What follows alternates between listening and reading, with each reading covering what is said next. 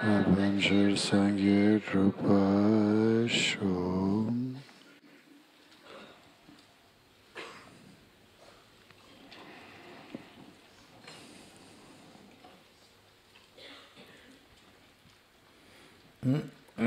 Okay. I already introduced the other day. L'autre jour, j'ai déjà présenté, fait les introductions. Donc, je voudrais finir maintenant les deux citations que je vais commencer à vous donner. Et puis, pour vous donner une base sur laquelle méditer sur la vacuité. Il y en a bien sûr beaucoup d'autres.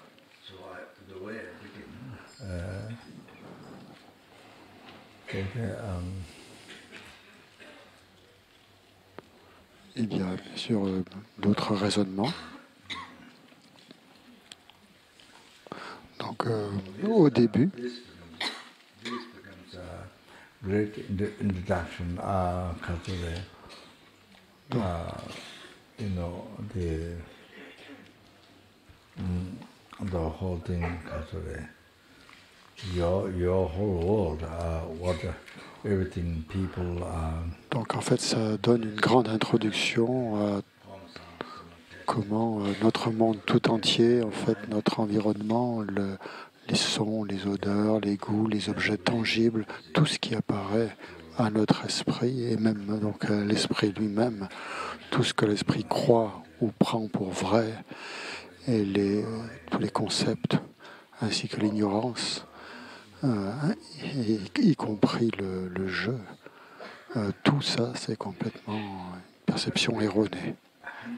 Mais le problème, c'est que nous croyons à 100% que c'est vrai.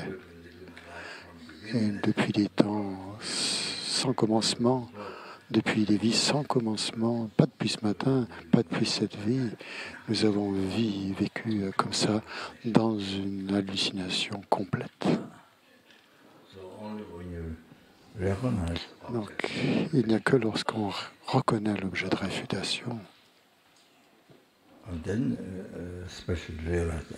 et que l'on peut ensuite réaliser la vacuité, bien sûr, alors on sait à ce moment-là que c'est faux, que ce qu'on a cru tout le temps, jour et nuit, c'est pas seulement depuis ce matin, pas depuis cette vie, mais depuis des vies sans commencement. Tout ça, c'est irréel. Ce n'est pas vrai. Et même pour les bodhisattvas inférieurs, c'est un choc incroyable. Ça déclenche des peurs, comme je l'ai dit déjà. Mais les bodhisattvas hautement intelligents, qui eux, par contre, ressentent une grande joie et ils en pleurent. Leurs cheveux, leurs poils se dressent sur leur port. Tout ça, c'est un rêve. Donc, si c'est une pratique continuelle, c'est très, très, très utile de voir tout comme un rêve. Surtout quand on risque de développer beaucoup d'attachement ou une grosse colère en fonction des conditions que l'on rencontre. Ou si l'on rencontre quelqu'un qui ne nous aime pas, quelqu'un qui nous menace, ou c'est quelqu'un qui vous insulte, donc ça peut vous mettre en colère à ce moment-là. Ou quelqu'un vous fait des cadeaux, ou quelqu'un vous fait des éloges, ou vous rend très heureux. Et à ce moment-là, ça peut faire s'élever l'attachement en vous.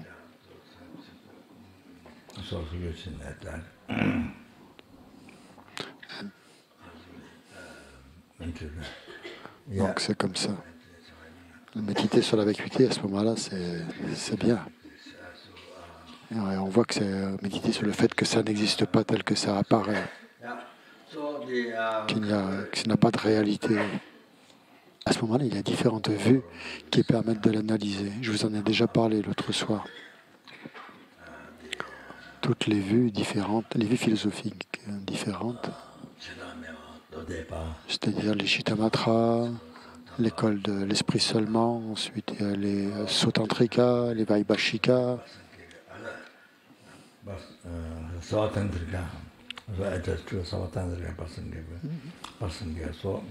et bien sûr les Prasangika et les Svatantrika, les deux écoles de la voie médiane.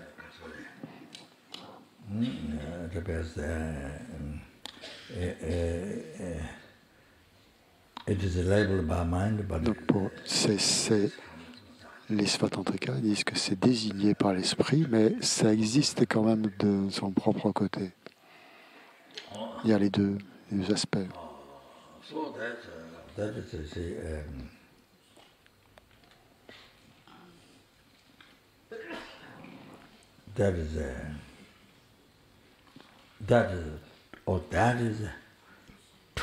Et ça,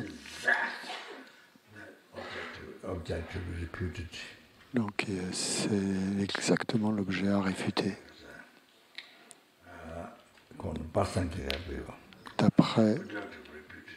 D'après la vue prasangika, c'est-à-dire ce qu'il faut réfuter, donc, c'est que ça soit désigné par son esprit et quand même que ça existe de son propre côté.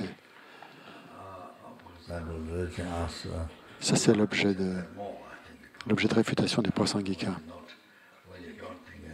Peut-être ça convient mieux, par exemple, si vous n'avez pas fait une analyse vraiment suffisamment détaillée.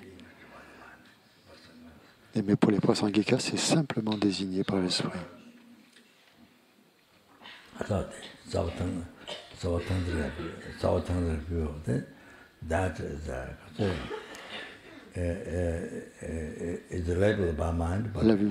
Selon la vue prasangika, c'est désigné par l'esprit, mais ça doit exister quand même de son propre côté. Il y a quand même une existence de son propre côté. Donc pour nous, c'est plus facile à accepter ça. Tandis que la vue prasangika, elle est beaucoup plus subtile et beaucoup plus difficile à appréhender pour nous. Quand vous pensez que c'est simplement désigné par l'esprit, on pense tout de suite que ça n'existe pas du tout. Et alors le risque, c'est de tomber dans le nihilisme. C'est pour ça que c'est si subtil. Et de nombreux méditants au Tibet sont tombés dans le panneau. Ici, c'est leur arrivé aussi. Donc ils tombent dans l'éternalisme ou dans le nihilisme, dans les deux extrêmes. Donc, si on ne réalise pas la subtilité de la vue prasangika, on tombe dans les deux extrêmes. Donc la vue, pour la vue svatantrika, donc qui dit que ça existe simplement désigné par son esprit, mais qu'il y a quand même quelque chose qui existe de son propre côté, et c'est exactement ça que réfutent les prasangika. C'est exactement l'objet de réfutation des prasangika. Donc cette vue des svatantrika, elle est réfutée par les prasangika. Il ne faut pas mélanger les svatantrika et les prasangika. Donc les prasangika réfutent la vue des svatantrika. Donc c'est exactement l'objet qu'il faut réfuter par les prasangika. Pour les prasangika, c'est ce qui réfute de l'ordre de l'école qui est inférieure à eux.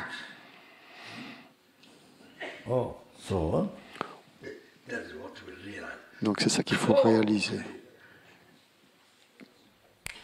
Il n'y a pas le moindre atome d'existence réelle. C'est pour ça que la façon dont le jeu existe n'est qu'une désignation. N'est qu'une désignation. N'est une simple désignation mentale, un simple nom. Ça n'existe que comme un simple nom. Ou simplement désigné par l'esprit. Ou simple désignation mentale.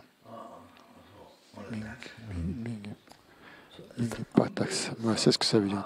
Mingi Taksam, simplement désigné par l'esprit.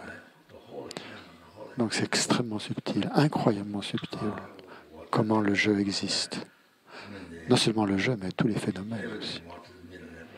Tout est simplement désigné par l'esprit. C'est vrai pour tout, toutes les choses, tous les phénomènes, pas seulement le jeu. Puisque ça existe, même si ça apparaît à l'ignorance comme à l'esprit halluciné, même si ça semble exister véritablement pour cet esprit ignorant et halluciné, comme je vous l'ai déjà dit, c'est à cause de nos empreintes négatives qui sont des résidus sur notre ignorance, qui est la racine du samsara et qui appréhende le jeu et toutes les autres choses comme des existants véritables, comme des choses réelles qui existent véritablement.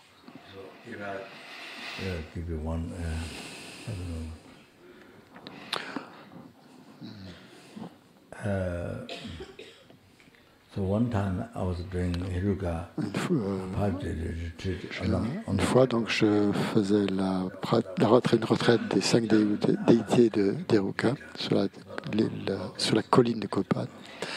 Et un étudiant allemand, pas Dieter, Dieter c'était un ancien moine, non pas lui, il avait dit donc il avait dit que pour construire une stupa sur la montagne, c'était bien d'avoir une chambre à l'intérieur. Donc il a construit une petite chambre en réunissant différentes choses autour de la colline de Kopan. Il s'est construit une petite cabine sur la colline de Kopan, dans la vieille Gompa. Donc je suis allé méditer dans cette pièce, dans cette hutte qu'il avait construite. La fenêtre était très basse. Donc on n'avait pas de lumière, donc on avait seulement. Donc j'ai fait le mandala du corps de Heruka. C'était à l'époque de Lama. Après j'ai fait la pratique dans la retraite sur les 5 déités de Heruka.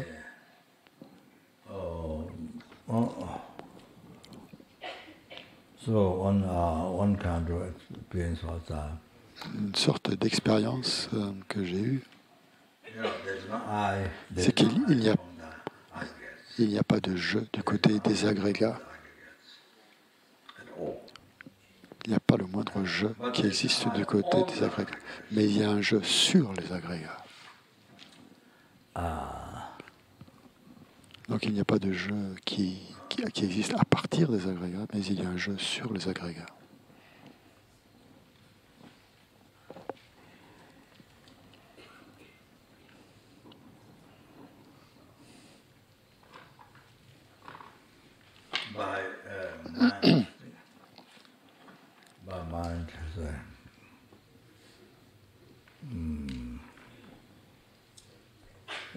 From the mind,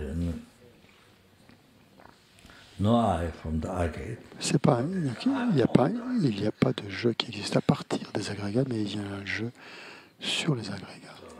Donc à partir de l'esprit. So the I, what is now you see.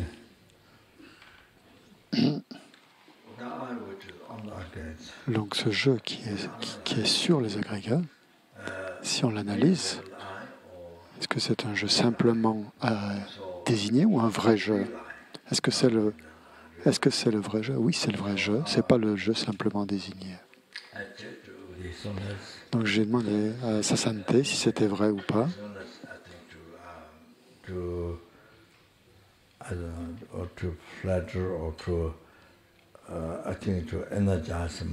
ne sais pas si c'est pour me flatter ou pour donner un peu d'énergie dans mon esprit, pour que je ne sois pas déprimé. Et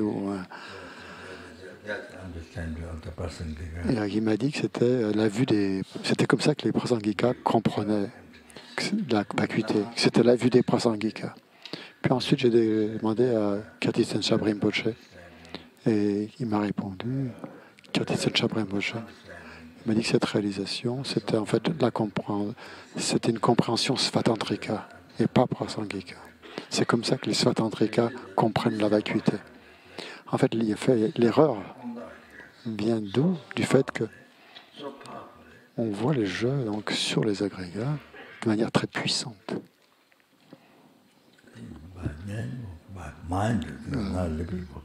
Je ne sais plus si c'est par l'esprit ou par le nom. Mais maintenant, j'ai oublié. Donc, il n'y a pas de jeu à partir des agrégats, mais il y a un jeu sur les agrégats. Donc, mais l'erreur, en fait, pourquoi ça ne devient pas la vue juste des prasangika? C'est parce que le jeu est encore réel. Il n'est pas simplement désigné. Il a encore une réalité. Et ça fait un blocage. Donc, en fait, ce que vous réalisez à ce moment-là, c'est qu'il y a un jeu, parce qu'il y a une base. Donc, il y a un jeu, il y a une base, il y a un jeu qui existe. Ça manque donc. Le fait que le jeu n'existe que par son simple nom. Et si on n'a pas ça, il y a quelque chose qui manque dans sa vue. Donc voilà, ça, je dis ça pour vous aider. Je pense que ça vous aider. Donc si vous pensez que là, il reste encore une réalité qui est attachée au jeu, et ça, c'est complètement erroné. C'est complètement faux. C'est pas la vue juste, en tout cas, des prasangika.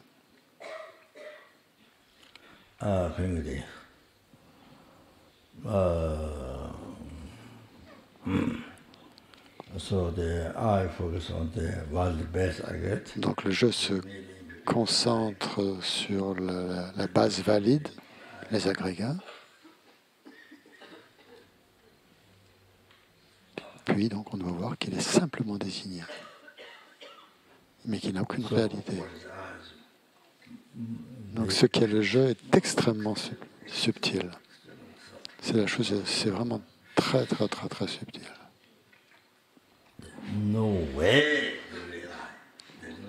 Il n'y a absolument pas de jeu, de vrai jeu, de jeu réel. Ça, vous devez l'analyser, vous devez le voir par vous-même. C'est la vraie réalité. Donc à la seconde suivante, une fraction de seconde suivante, le jeu réapparaît. Le jeu, donc simplement désigné par l'esprit. Donc, qu'est-ce qui se passe? Donc, ce qui apparaît de nouveau à votre esprit halluciné, c'est qu'il apparaît en fait pas simplement désigné par l'esprit au deuxième fraction de seconde. Il apparaît, la seconde d'avant, il apparaît complètement à l'opposé de ce qu'il apparaissait la seconde d'avant.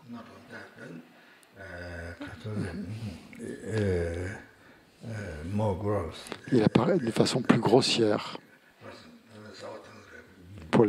Donc après la vue, pour le prasangika, c'est plus grossier.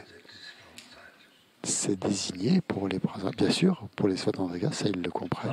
Mais pour eux, il y a encore quelque chose qui existe de son propre côté. Et ça, c'est erroné.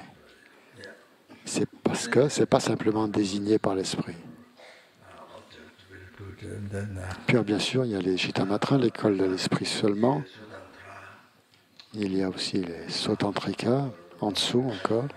Et encore en dessous, les Vaibhashika, qui sont toutes des vues erronées. Donc leur façon d'expliquer la réalité est de plus en plus grossière et fausse. Donc même l'impermanent, parce qu'il y a ce jeu donc, qui est impermanent, où il existe de façon autonome, de façon unique, sans dépendre de parties. Et ça, c'est ou alors qu'il est le contrôleur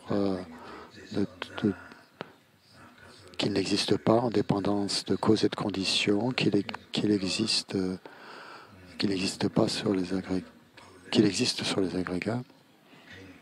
C'est comme un contrôleur, c'est comme un roi en fait, qui n'existe pas en dépendance de ses sujets.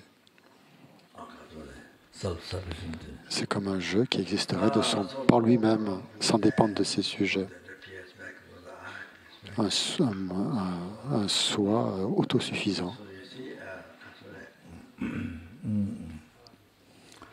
Donc ça, c'est toutes les vues erronées qui existent, qu'on trouve en dessous des prasangika. quand le je vous réapparaît.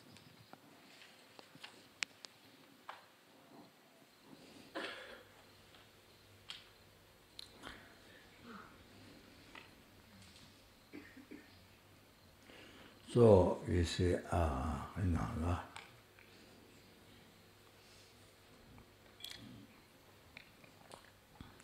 yeah, then Kasture,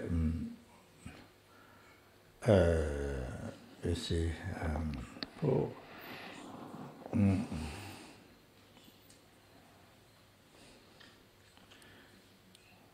so the Kasture, then the conception, the Zimba, Shepa. La conception, ce qu'on appelle Zimpa, ou Shepa, c'est-à-dire la conscience, et les phénomènes, c'est-à-dire les objets, les yul tibétains, la forme, les sons, les odeurs, les goûts, les objets tangibles, tout ça semble réel et exister de leur propre côté, existant en soi et par soi, et pas comme si c'était simplement désigné par l'esprit.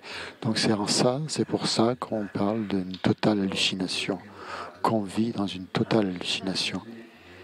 Donc vous allez au jardin d'enfants, donc vous allez au jardin d'enfants, à l'école maternelle, tout est réel. Puis après, vous allez au collège, tout est réel. Vous allez au lycée, pareil, à l'université. Tout ça, c'est une hallucination.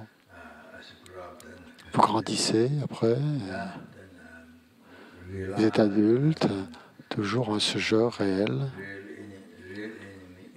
Il y a avec des vrais ennemis, des vrais amis, des vrais étrangers. Donc toute une réalité qu'en fait qui n'est pas là.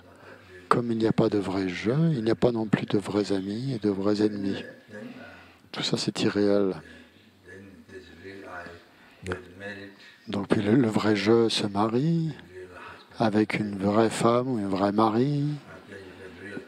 Puis après, vous avez des vrais enfants, des enfants réels, qui n'existent pas, qui ne sont pas là.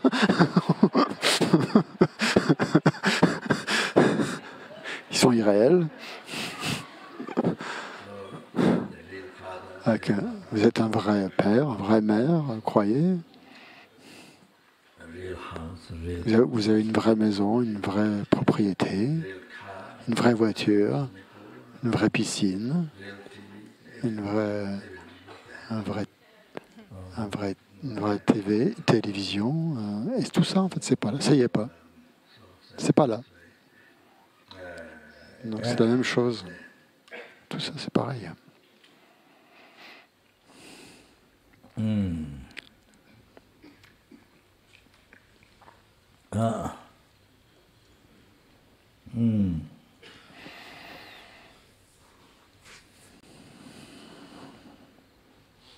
So you see, something, there's no so something. C'est tout pareil. The real I here. Donc si on pense qu'il y a un vrai jeu là,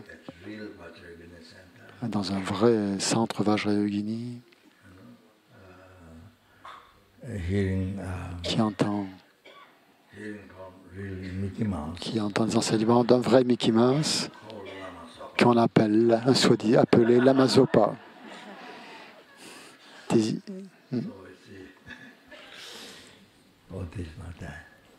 Tout ça, ça y est pas. Et on y a cru. On a cru cette réalité. Une réalité qui n'est pas là. On croit finalement à tout ce qui n'est pas là. Si vous le cherchez, si vous l'analysez, vous ne trouvez rien de toute cette réalité.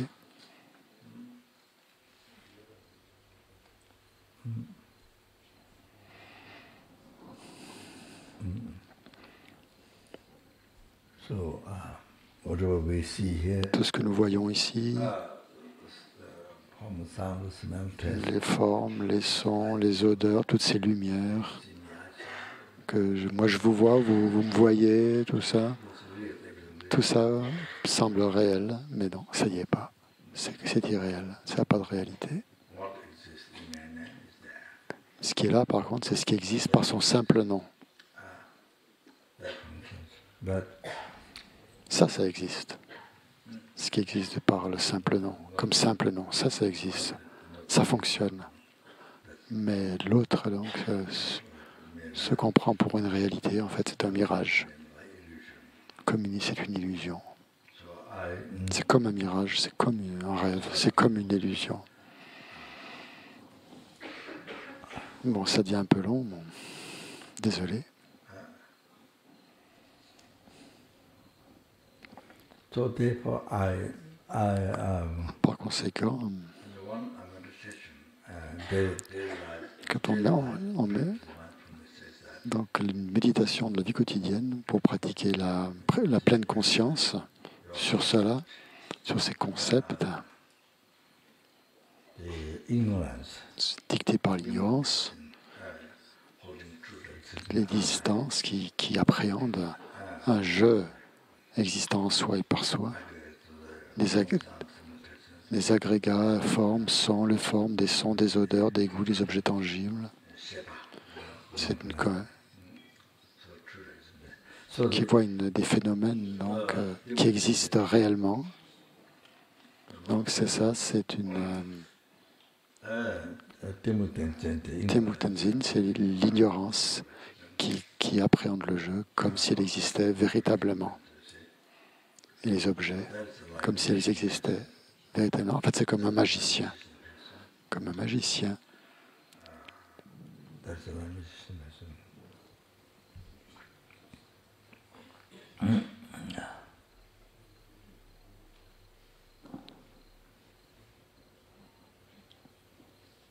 Then magician person has a certain un magicien va se servir de substances comme du bois ou des mantras ou du bois ou bref, des certaines substances pour halluciner le public, halluciner les gens. Il se sert de ces substances pour halluciner les perceptions sensorielles des gens.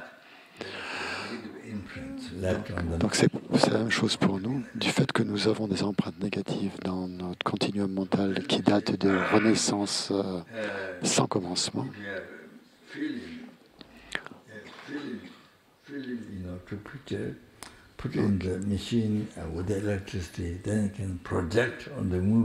Donc c'est comme un projecteur en fait, ou comme on peut projeter un film sur un écran.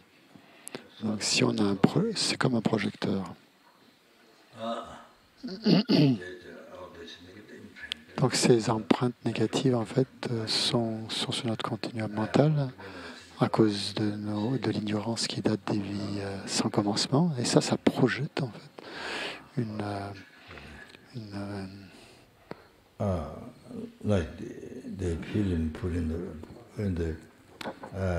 sont comme un film qui serait projeté sur un écran. L'ignorance, donc, qui vient à cause des empreintes négatives des vies antérieures, d'innombrables vies antérieures, projette ou décore un jeu simplement désigné qui existe véritablement, qui existe en lui-même et par lui-même, qui a une existence réelle, qui existe par nature.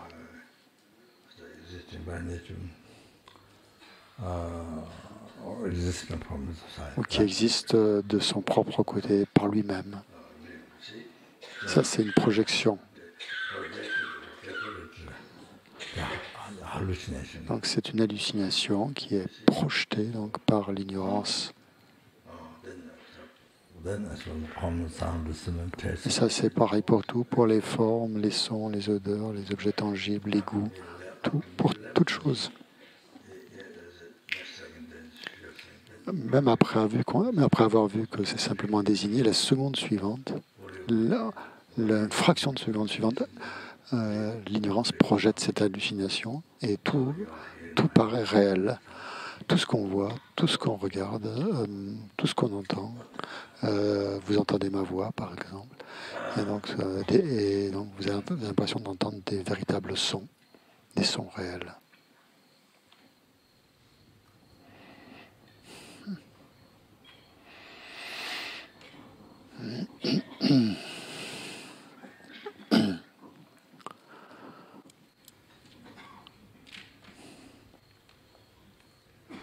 So, sorry.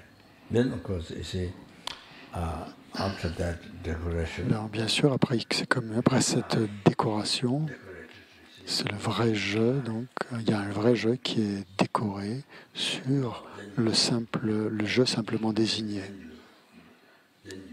Alors, vous y croyez. Vous lui faites totalement confiance. Oh, un vrai jeu. Le vrai jeu est réel. On y fait absolument confiance.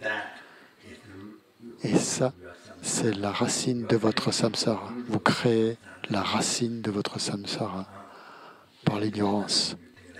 Chaque fois que vous pensez comme ça, vous créez la racine de samsara, de votre samsara.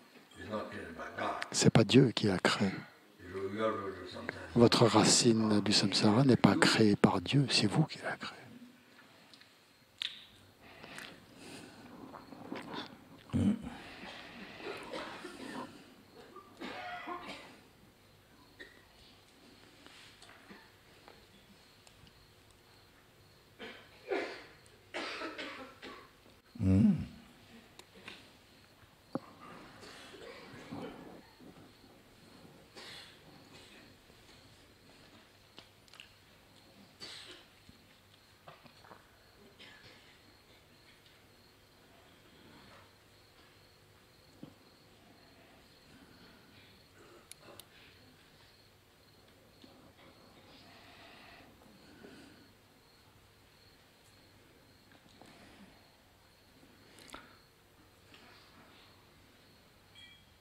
so, so like this, I heard first World War started.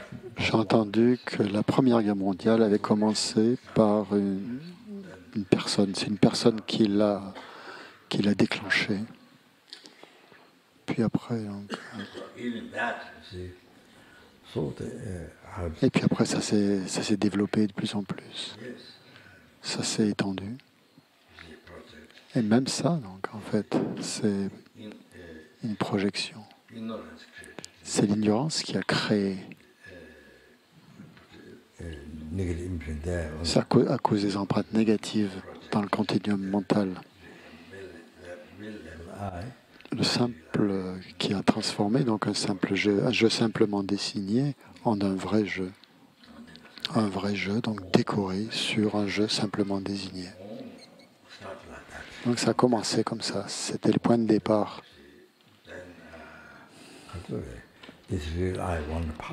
Ce vrai jeu donc, veut du pouvoir, il ne veut pas, il ne veut pas perdre, il veut la victoire.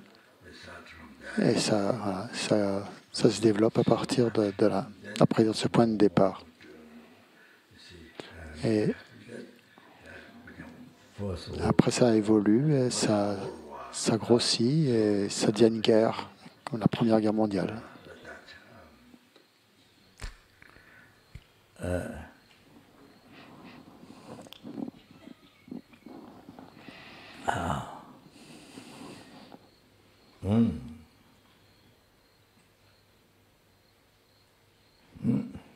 Then also similar to the Second World War. Pareil pour la Deuxième Guerre mondiale. Like that started.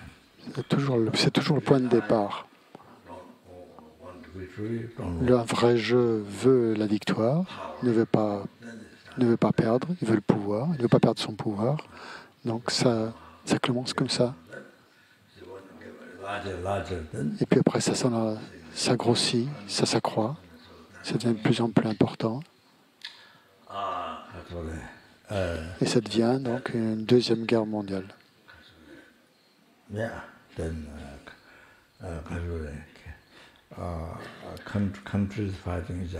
Donc ça, après, c'est des pays qui se battent les uns contre les autres, des sociétés, des gens dans la société, dans le même pays, des guerres civiles, des groupes au sein de la société qui se battent les uns contre les autres. Après, dans la famille aussi, les querelles, tout ça, querelles familiales, etc. Non, on pense pas contre les autres en pensant que le jeu n'est simplement désigné. On ne pense pas comme ça, que ce jeu va se battre, va tuer les autres. C'est quand on est en colère qu'on pense comme ça. Quand on est en colère, quand vous êtes en colère, si vous êtes capable de voir, de penser que le jeu n'est qu'un simple nom, une simple désignation,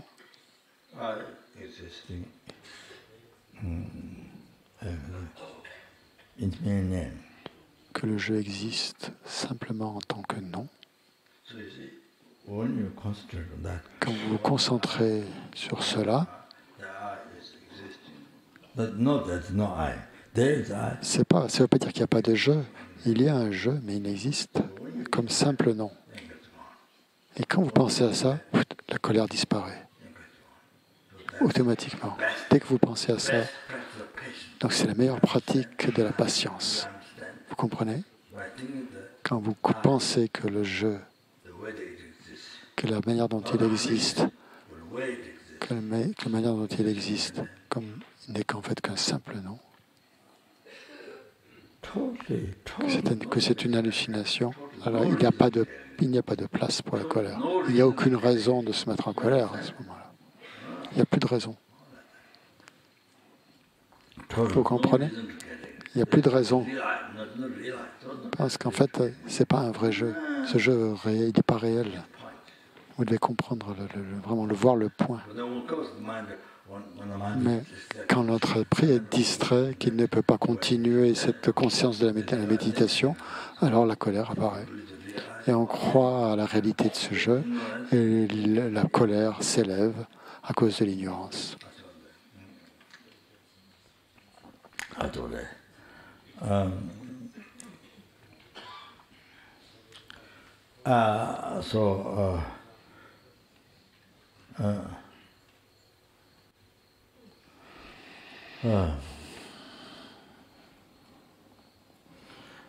So you see,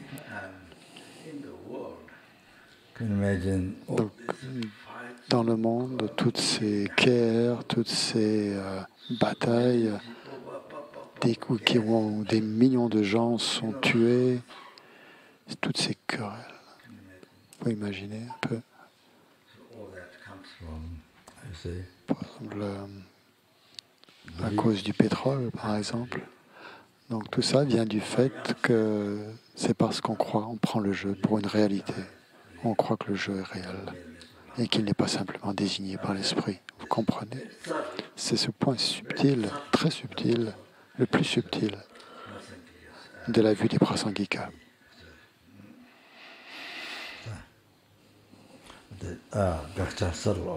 C'est l'objet de réfutation des prasangikas. C'est exactement ça, l'objet de réfutation des prasangikas, le plus subtil. Oui. La seule manière dont le jeu existe, c'est comme ça. C'est simplement une simple désignation. Mais l'ignorance nous fait croire qu'il n'existe pas comme ça, simplement désigné par l'esprit, comme simple désignation. Et ça crée tous les problèmes.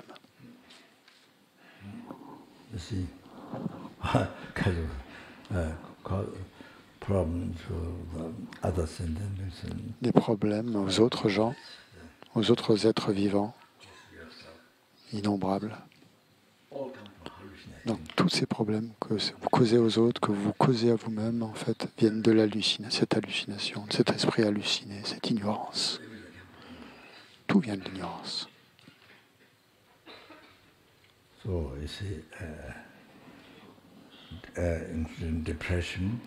Donc, y compris la dépression, des millions et des millions de gens sont déprimés.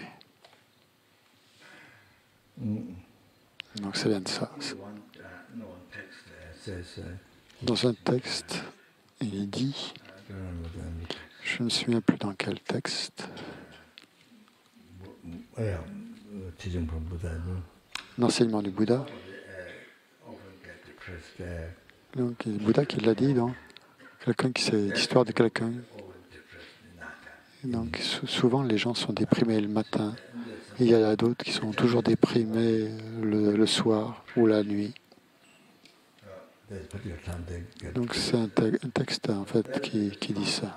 C'est parce que dans les vies antérieures, ils n'ont pas pratiqué l'éthique, la discipline, la moralité.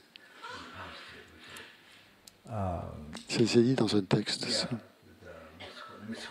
C'est à cause de l'inconduite sexuelle, des rapports sexuels. Et à ce moment-là, tous les matins, ou à un moment particulier, l'esprit devient déprimé. Ou des gens qui vont déprimer tous les soirs. Donc ça, c'est dû à l'inconduite sexuelle. C'est ce que d'après ce texte.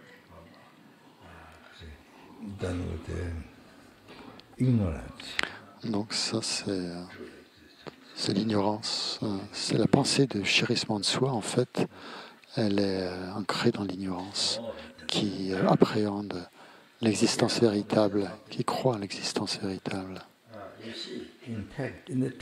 Non, je vais vous dire quelque chose.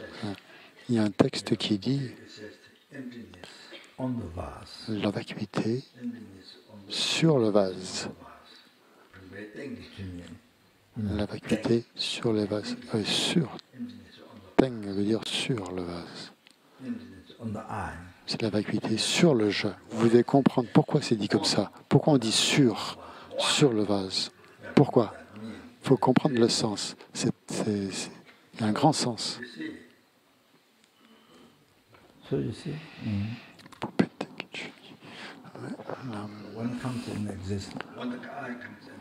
Quand le jeu donc vient à exister, quand on voit son existence, donc ça vient, c'est simplement désigné par l'esprit. Quand il vient à l'existence, ce jeu.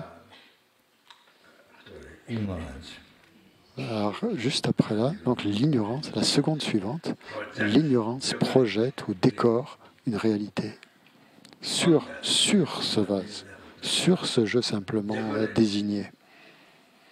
Elle projette, l'ignorance projette ou met un décor en fait ce jeu et lui projette une existence de son propre côté, par sa propre nature.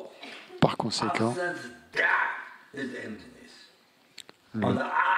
l'absence de ça, c'est la vacuité du jeu. Vous comprenez? La vacuité sur le jeu. Donc, dans le texte, il dit sur le vase, sur le jeu. Donc, il y a un grand sens. C'est l'absence de ça sur le jeu, sur le vase, qui est la vacuité. Donc la vacuité sur le jeu fait un énorme sens. Le mot sur.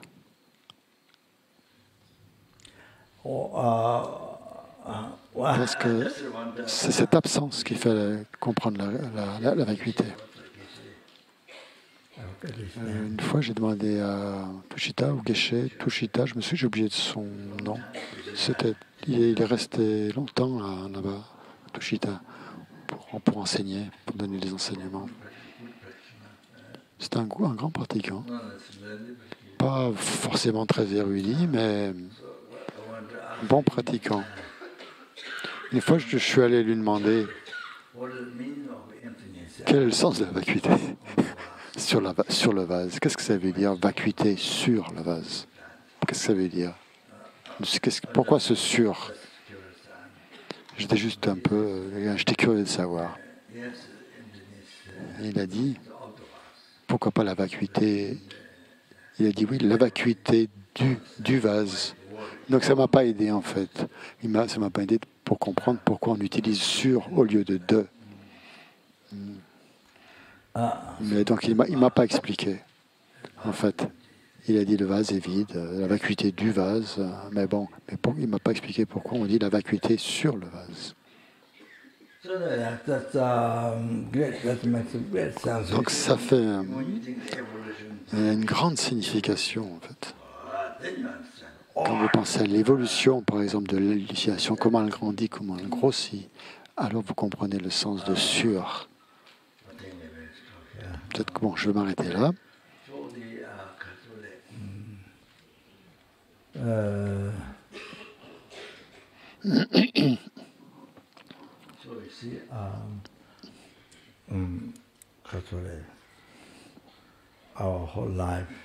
Donc en fait, toute notre vie tout entière, depuis ce matin, aujourd'hui,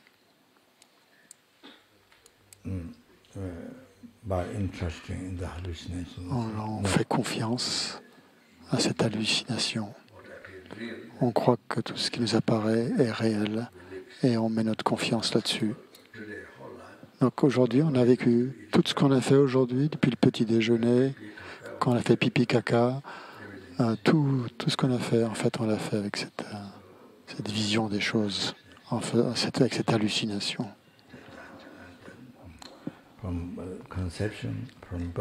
Et depuis la conception, depuis la naissance, c'est comme ça. Et jusqu'à la mort. Sauf, bien sûr, si vous le réalisez, la vacuité. Alors là, c'est différent. Si vous voyez que les choses sont une hallucination. Mais sinon, depuis la naissance jusqu'à la mort, tout est une hallucination que l'on prend pour une réalité. C'est comme un rêve, en fait. Exactement comme un rêve. Un rêve qu'on ne reconnaît pas. Il apparaît réel alors qu'il n'est pas là. Ce n'est pas une réalité. Tant qu'on n'a pas reconnu que le rêve est un rêve, on y croit complètement du début à la fin. Quand on rêve et qu'on ne le reconnaît pas. Comme si je vous disais que vous étiez le président de la France ou de l'Amérique dans un rêve. Et puis quand vous réveillez, vous n'êtes rien du tout. Vous n'êtes rien. Ou que, par exemple, vous rêvez, vous gagnez à la loterie, vous rêvez que vous gagnez à la loterie, par exemple. Vous avez gagné $1 milliard. Et vous avez gagné dans votre rêve. Mais quand vous vous réveillez, vous êtes dans le rêve, vous dites comment je vais faire pour dépenser mon $1 million? Comment je vais faire? Et vous faites des projets, ce que vous allez acheter. Vous allez à cette plage, sur cette plage, ou cette autre plage. Vous faites une centaine d'enfants. Vous faites 100 enfants. Et puis quand vous vous réveillez, quand le rêve est fini, rien.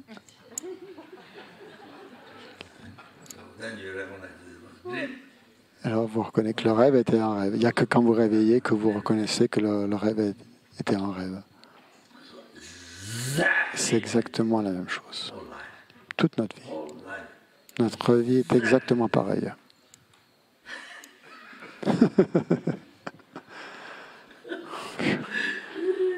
Bon.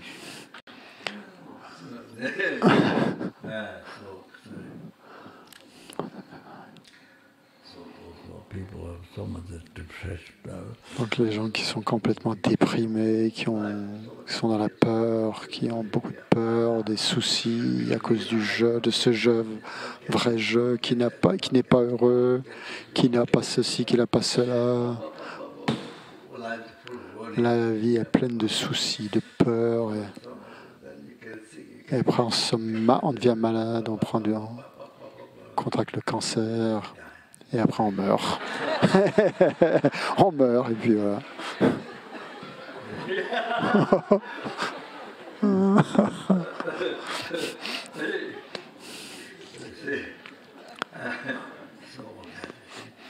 Ouais. En réalité, il n'y a pas un moindre atome de réalité sur le jeu. Depuis la pointe des cheveux jusqu'à la pointe des orteils. On ne trouve rien de tel dans le monde, dans ce monde, dans cette pièce. once you discover this, Donc, quand vous découvrez ça, donc vous n'avez plus de problème. Vous n'avez plus, je veux ci, je veux ça, le je veux du pouvoir, tout ça. Mon ceci, mon cela. Quel souci ça crée. Et il n'y a jamais de satisfaction. On n'est jamais satisfait.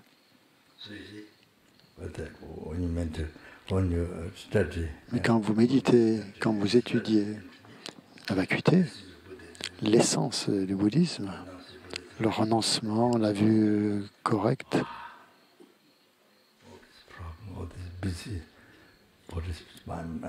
tous ces soucis, tous ces problèmes, toutes ces préoccupations, elles n'y sont pas. Elles ne sont pas là. Tous les problèmes, toutes les peurs, tous les dangers, tous les soucis.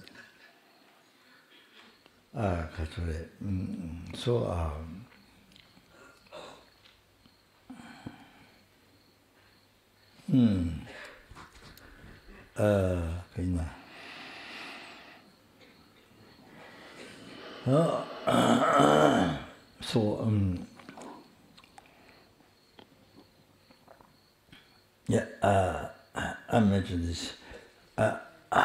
These two words, then you got some basis for meditation. Je vais vous dire 2 ou 3 mots pour vous donner une base sur laquelle méditer. Et puis après, je vais arrêter. Je vais clore ce sujet. C'est quelque chose de très important, une citation très importante que vous devez noter. C'est très utile. L'une vient du Bodhisattva Tokme Sangpo, dans les 37 pratiques du Bodhisattva.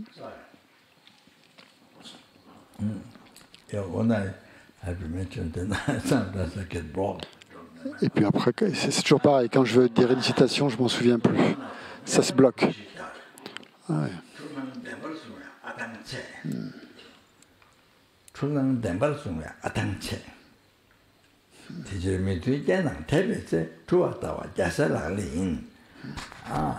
important in the day life to remember. The teachings are empty, this is so much, and we don't practice, don't remember, don't meditate, and you see, you don't use your life. Then kind of. Donc, vous écoutez, si vous ne méditez pas, vous entendez de nombreux enseignements, mais en fait, ces enseignements ne sont pas bénéfiques à votre esprit. Ils ne sont pas utiles. Et ça devient... Ils ne soumettent pas, ils ne disciplinent pas votre esprit. Ils ne sont pas utiles. Et c'est un peu triste, en fait.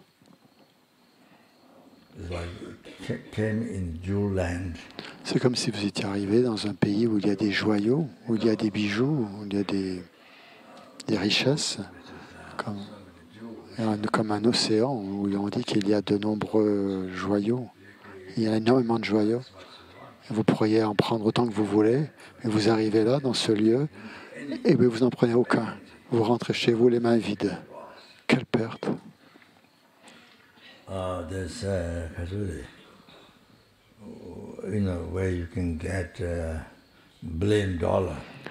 Vous êtes, par exemple,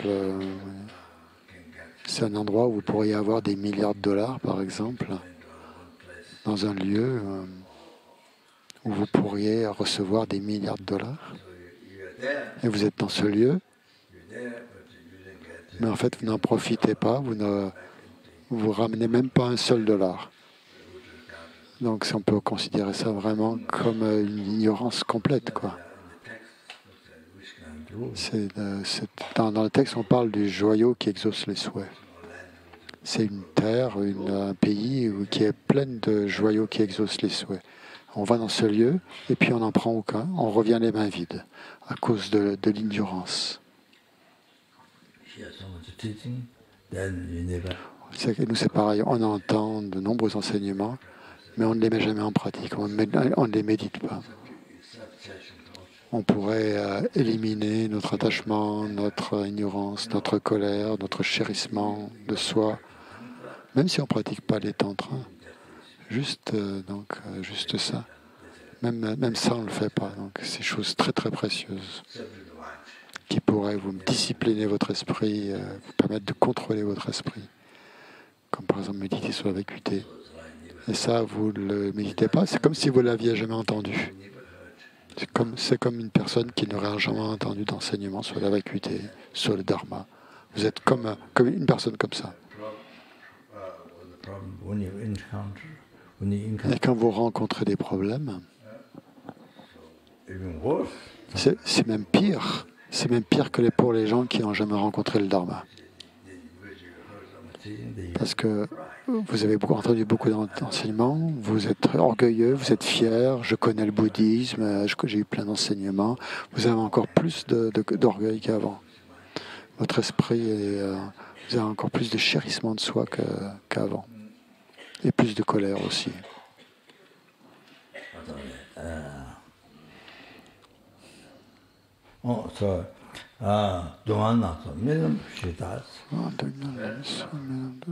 Donc les diverses souffrances sont comme le fils, comme votre fils. Non, pas le fils de quelqu'un d'autre, votre fils. On dit votre fils, parce qu'au Tibet ou en Inde ou dans ces pays d'Asie, il y a un système de castes. Les bonnes castes supérieures, ou comme les intouchables, castes inférieures. En Chine aussi, j'ai entendu dire que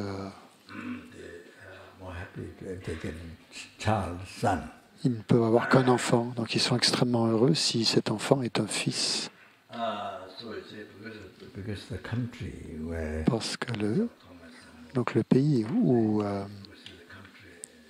d'où venait Togme Sangpo, en fait, un pays où il y avait des castes. Donc c'est pour ça qu'il utilise le mot fils. Il dit votre fils. C'est comme si, imaginez toutes ces choses. Donc c'est comme la mort d'un fils en rêve. Comme si votre fils était mort comme si vous avez rêvé que votre fils était mort.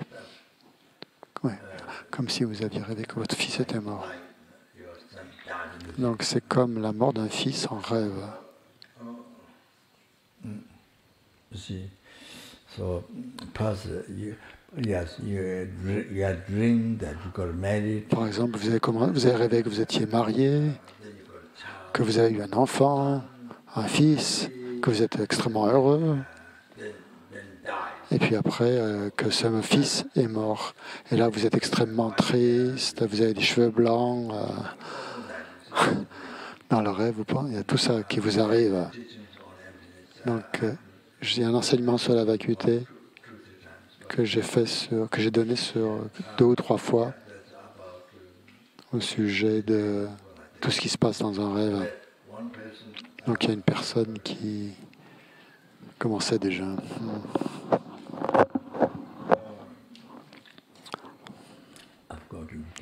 J'ai oublié.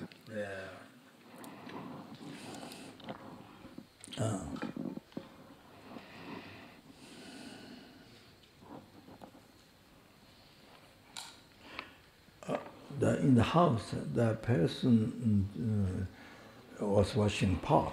Dans une maison, donc une personne nettoyait un pot, et puis cette personne s'est endormie et elle s'est mise à rêver. Et dans le rêve, elle a rêvé qu'elle avait 3 enfants, ou quelques enfants.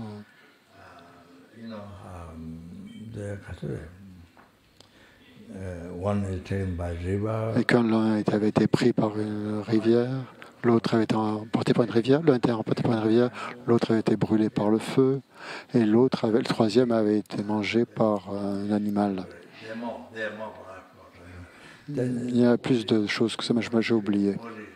Donc cette personne était extrêmement soucieuse et ses cheveux étaient devenus blancs dans le rêve. Il était extrêmement triste, était devenu tout vieux. Mais il s'est réveillé. Il n'avait toujours pas fini la personne qui était devant lui, qui lavait les peaux, n'avait toujours pas fini de les laver. Donc quand il n'avait toujours pas fait terminer sa vaisselle. Donc c'est comme ça dans notre vie, c'est comme ça. On croit que c'est réel, on ne reconnaît pas comme un rêve. Et donc on a toutes sortes de soucis, toutes sortes de problèmes, de peurs.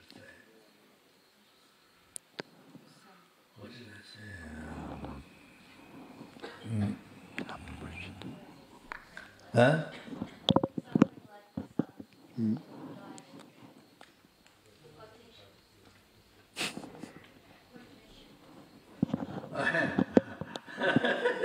Donc c'est comme la mort d'un fils en rêve. Donc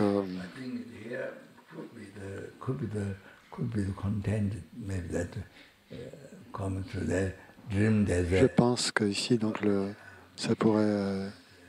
Il y a un commentaire qui explique très bien un peu comment comprendre la vacuité.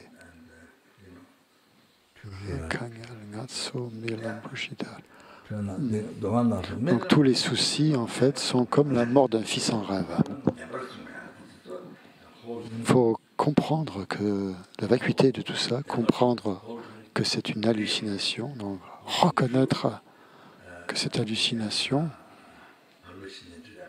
cette apparence hallucinée, que c'est une apparence hallucinée qu'on prend pour réelle. Atanché, ça veut dire qu'on en souffre. Et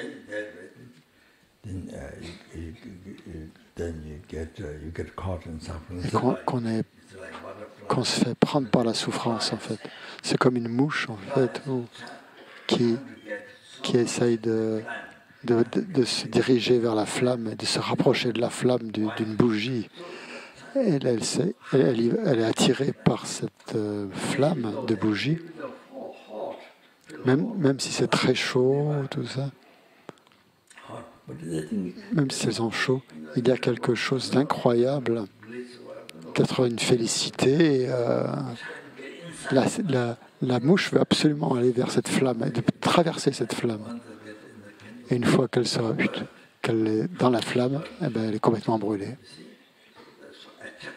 Il y a une attraction incroyable pour la flamme. Et elle se fait prendre.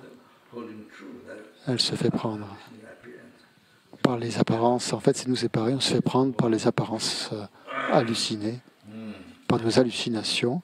Et ça, donc c'est comme atanché, ça veut dire donc comme cette mouche qui se fait prendre par la chaleur de la lampe et qui se fait brûler. La chaleur de la flamme, par le feu. Voilà, donc c'est pareil. Donc par conséquent,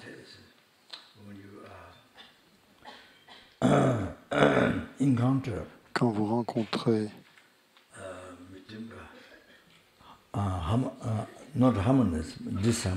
des choses désharmonieuses,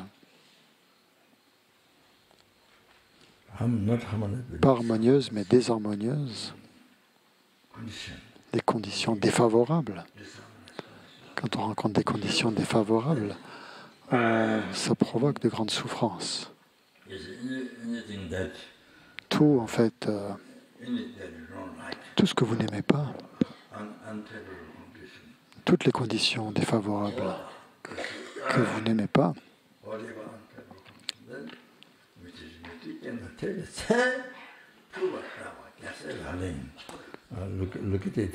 regardez-les comme des hallucinations. Toutes les conditions favorables que vous pouvez rencontrer, et voyez-les comme des hallucinations. Et ça, justement, qui sont en fait des hallucinations, puisque regardez le rêve comme un rêve.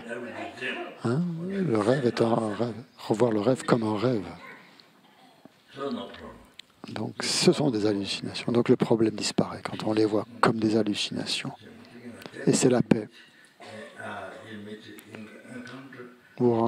Chaque fois que vous rencontrez des conditions défavorables, les voir comme des hallucinations, c'est la pratique d'un bodhisattva.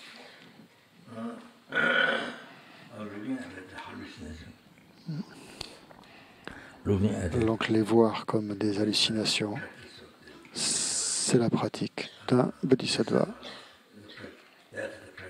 C'est la pratique des bodhisattvas.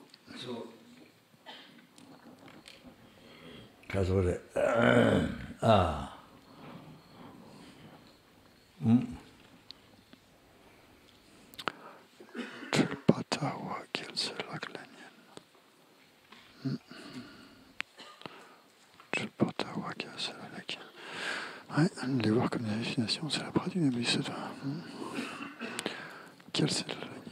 Des fils de vainqueurs, exactement.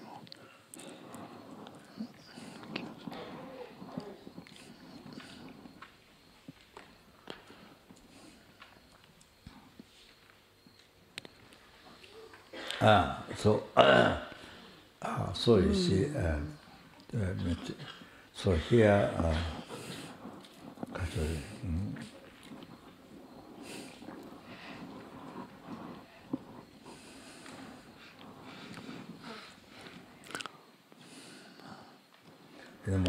in the morning, donc le matin, quand vous vous réveillez, quand vous vous levez, donc ce jeu, donc on fait toutes sortes d'actions pour lui, on l'habille, on le lave, tout ce qu'on fait, voilà, de l'eau réelle, des vêtements réels, une chambre réelle. Tout ça, voyez-le comme des hallucinations, comme des rêves, comme des hallucinations. Donc une pleine conscience que ce sont des hallucinations. Le petit déjeuner que vous prenez, le vrai jeu qui n'est pas là, le vrai fait de manger qui n'est pas là, le vrai petit déjeuner qui n'est pas là. Voilà, donc ça, pensez que ce sont des hallucinations, que c'est comme des hallucinations. Au lieu de manger comme ça, sans conscience, mangez avec conscience.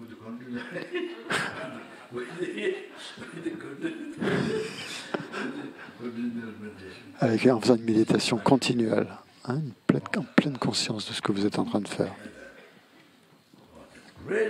Ça, c'est une grande pratique. C'est une super pratique. Donc ça, c'est une méditation sur la vérité. C'est le cœur du bouddhisme.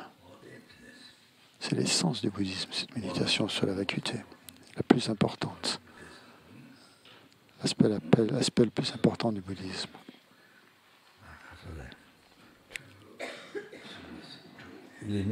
Pour éliminer la racine du samsara.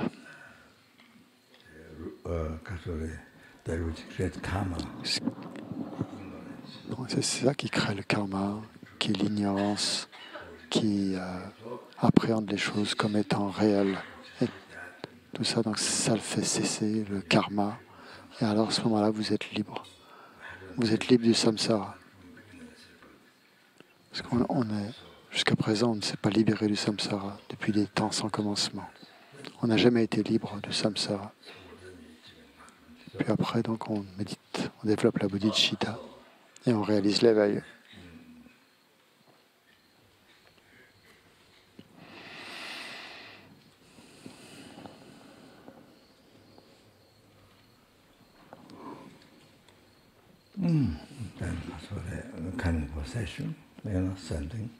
Même chose, donc,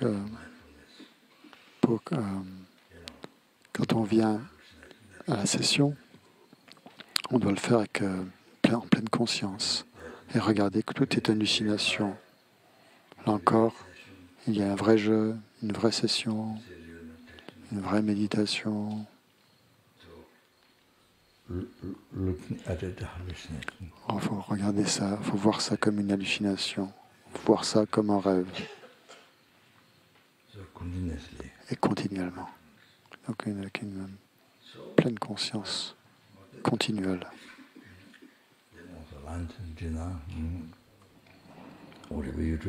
Donc pareil donc pour les repas, pour le déjeuner, le dîner, tout ce que vous faites dans votre chambre, quand vous dormez. Donc je veux que les gens de Vajrayogini gardent ça donc, comme le fondement de la retraite. C'est très important.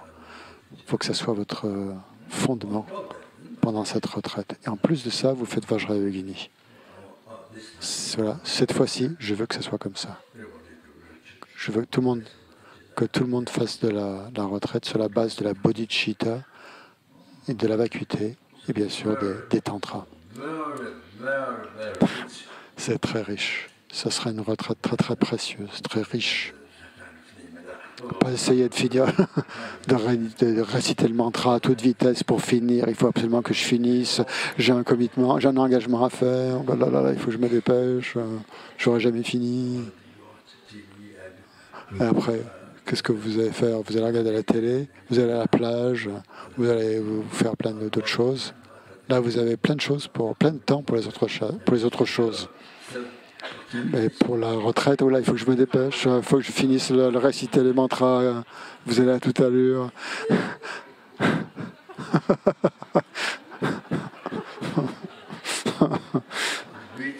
Par contre, à la plage, à la télé, alors là, on a le temps. On peut faire ça le temps qu'on veut. On s'est détendu, relax. Complètement relax.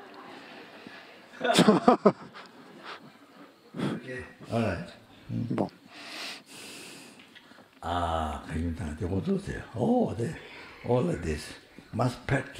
Qu'il faut pratiquer comme ça. Même si vous faites une retraite de Vajrayogini, même quand vous allez à la maison, quand vous rentrez chez vous, je ne parle pas seulement ici, dans le centre Vajrayogini, je pense aussi quand vous rentrez chez vous, là où vous habitez, que vous habitiez à Tushita, ou que vous êtes dans le monde des dieux, des demi-dieux, dans le monde des 33 dieux, dans des endroits que vous peut-être dans les enfers, peut-être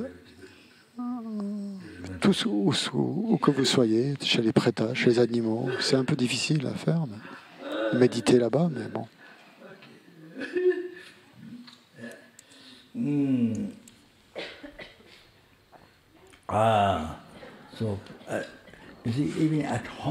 Même chez vous, vous pouvez faire ça, vous pouvez pratiquer donc cette pleine conscience, faire cette méditation de pleine conscience. Quand vous conduisez votre voiture, quand vous faites les courses, j'ai déjà expliqué ça, donc, quand on fait les courses, dans les magasins où vous allez, et aussi même, et c'est la même chose, quand vous conduisez votre voiture, pas un seul atome d'existence. Quand vous promenez votre chien, quand vous êtes sur la route, quand il fait beau, quand vous regardez le ciel bleu, tout ça, il n'y a rien de tout ça. C'est quoi exactement comme un rêve? Vous allez dans un magasin réel, où il y a des vendeurs, des vendeuses réelles, des gens, et de l'argent réel.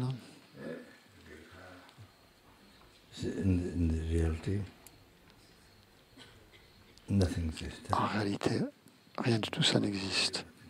Tout ce qu'on prend pour réel n'existe pas. Il n'existe pas même un atome. Là, vous achetez de la vraie nourriture, des vrais vêtements, tout ça, des maquillages. Tout ce que vous achetez, vous pensez que c'est réel, ou que vous l'achetez pour étant réel, vous le ramenez chez vous. Il n'y a même pas un atome d'existence réelle. en réalité. Donc, tout ce que vous faites dans la réalité, tout ce que vous faites dans au quotidien, en réalité, ça n'a pas le moindre atome d'existence véritable. C'est complètement vide. Voilà, c'est ce genre de pleine conscience qu'il faut pratiquer. Parfois, donc, je vais dans les magasins, pas souvent, mais de temps en temps.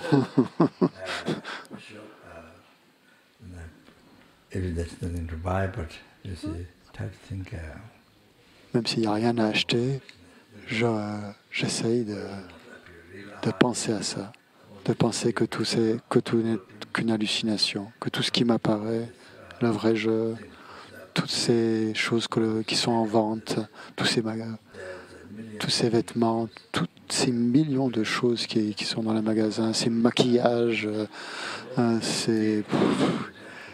pour se mettre sur le visage, tous ces produits de beauté, tout ça, c'est comme ça apparaît réel. Mais en fait, il faut le voir comme une hallucination. Donc, de votre point de vue,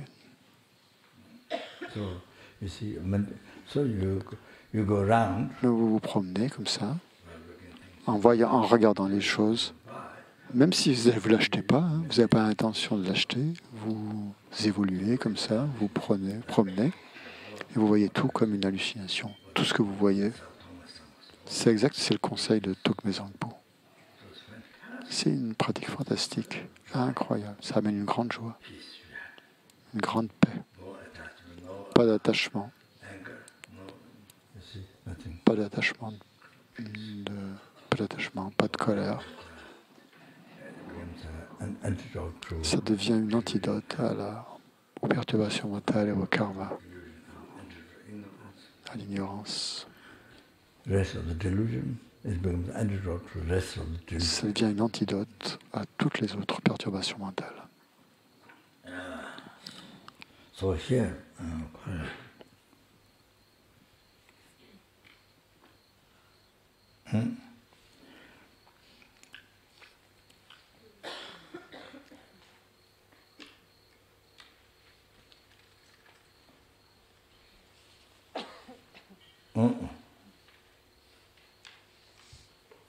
you see, le la long qi do. Why? The middle way to understand by Aryadeva. Donc, une citation d'Aryadeva dans les 400 stances de la voie médiane.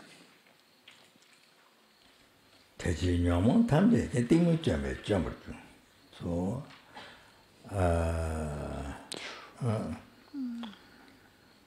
all the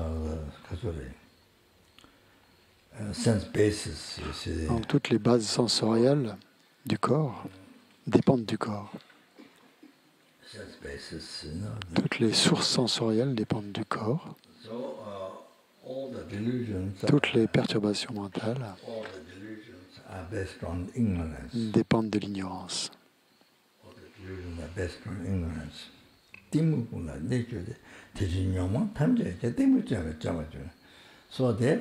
Par conséquent,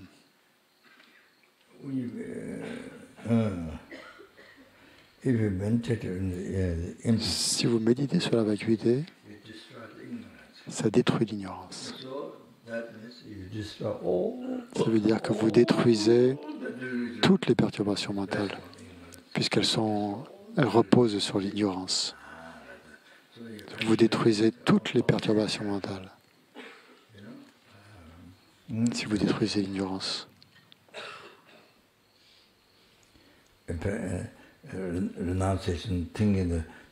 Donc si vous pratiquez la patience,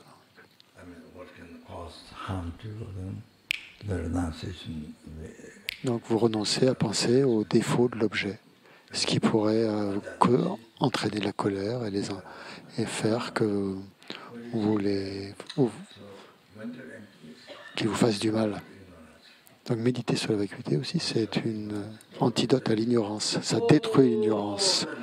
Donc c'est pour ça qu'on dit que ça détruit la colère, ça détruit l'ignorance, ça détruit l'attachement, ça détruit donc, quand on détruit l'ignorance, ça détruit toutes les perturbations mentales.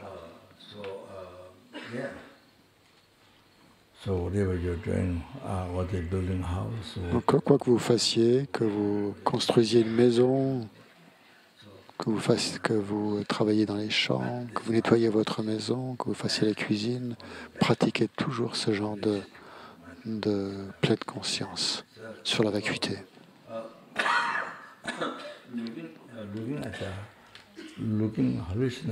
Voir donc l'hallucination. Looking at looking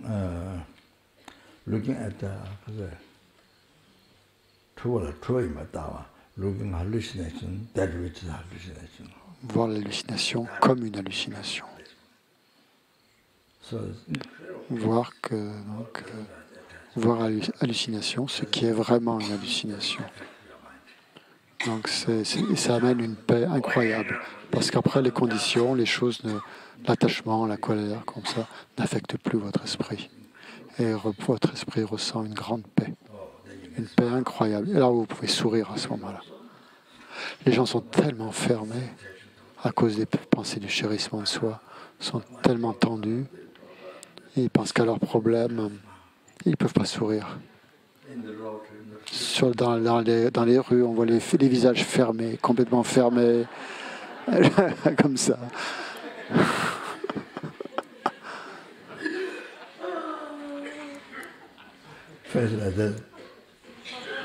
Voilà. Vous savez, vous l'avez remarqué, hein, à l'Institut, quand les gens dans les rues, donc, quand les gens marchent, vous l'avez remarqué. On voit différentes personnes et puis voilà, on le remarque.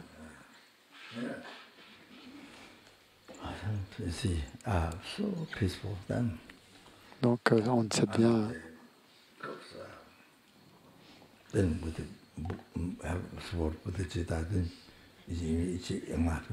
donc avec si ça repose sur la bodhicitta, si en plus il y a la bodhicitta, alors on peut atteindre l'éveil. On atteint l'éveil. Voilà.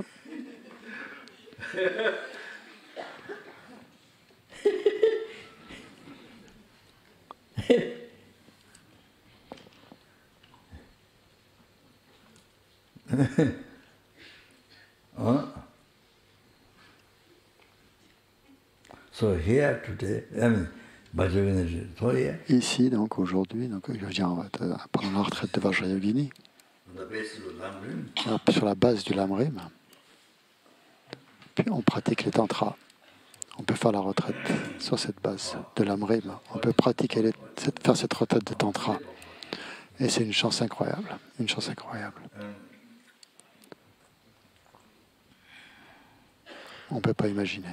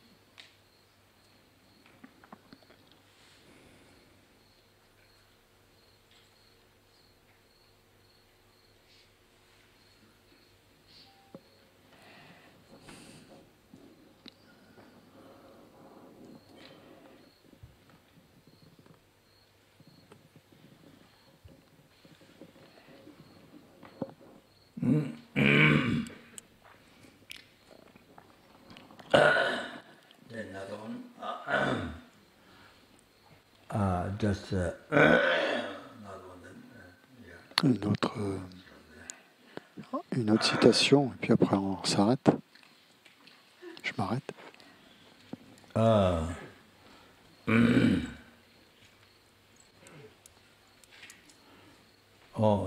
By seventh Dalai Lama.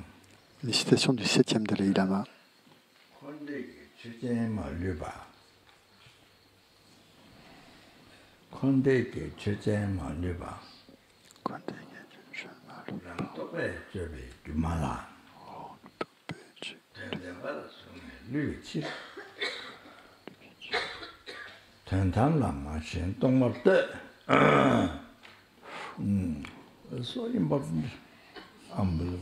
Très importante, cette citation, de pratiquer ce qui est dit là. Donc, c'est pas simplement connaître les mots. Hein.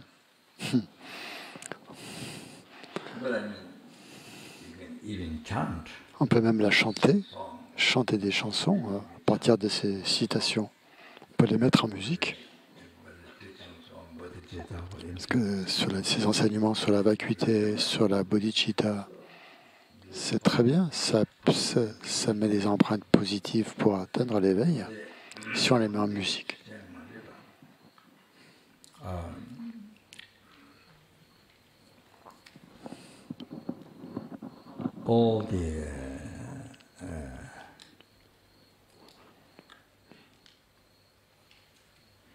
I think Chen might be related to the emptiness. Donc Chen, je pense que ça fait référence à la vacuité. Chen, ça veut dire ce qui est doté de la vacuité, ce qui possède la vacuité. Chen, non. Donc Chuni, c'est la vacuité, et Chen, c'est ce qui a la nature de la vacuité. Donc Chuni, vacuité, Chen, ce qui a la nature de la vacuité, ce qui porte la vacuité. Having existence,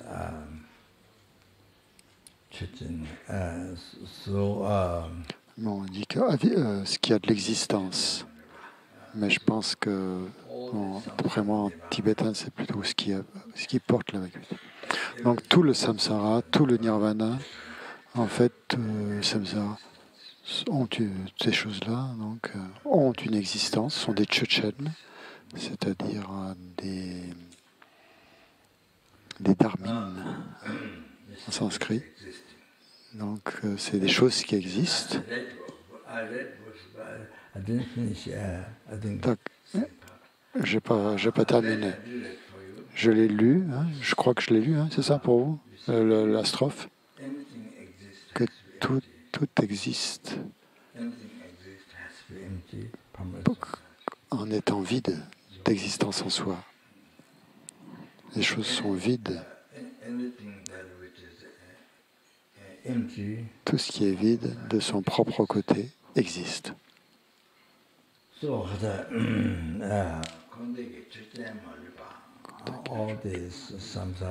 Donc toutes les choses qui existent, le samsara, le nirvana, qui ont cette existence, donc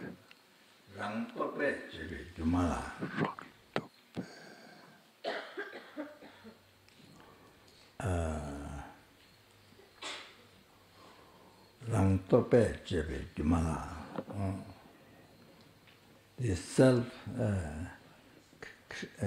created by one's own as a superstition, one's own conceptual thought. Donc ce sont des créations de nos pensées conceptuelles. En fait, donc voilà, tout ce qui existe, en fait, samsara, le nirvana, est créé par nos pensées conceptuelles, nos superstitions, c'est-à-dire autrement dit par l'illusion. Le soi donc, est créé par la conceptualité, par les superstitions, par les concepts, dans l'esprit superstitieux, l'esprit conceptuel, ce qui est une illusion.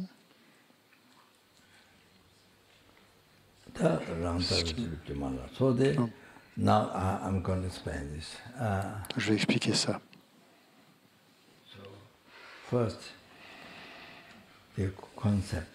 Donc, concept. Premièrement, concept.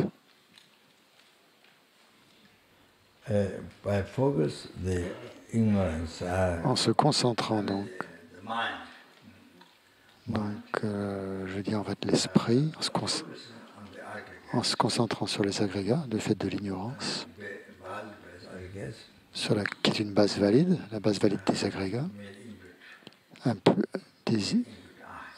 un jeu. Mais un simple jeu simplement désigné. Donc ça, c'est le premier point, que le jeu est simplement créé par l'esprit, désigné par l'esprit, par votre esprit, par l'esprit de Dieu, votre esprit. Ça, c'est le premier point.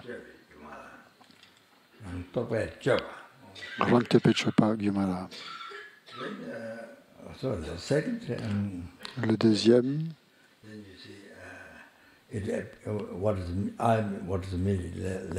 donc ce qui est simplement désigné par l'esprit vous réapparaît la fraction de seconde suivante comme n'étant plus simplement désigné par l'esprit. Il vous apparaît comme s'il existait de son propre côté. Et au troisième instant suivant, votre superstition, votre esprit conceptuel, votre esprit superstitieux lui fait totalement confiance, fait complètement confiance à la réalité de ce jeu. Donc porte une confiance totale à la réalité de ce jeu qui réapparaît au troisième instant.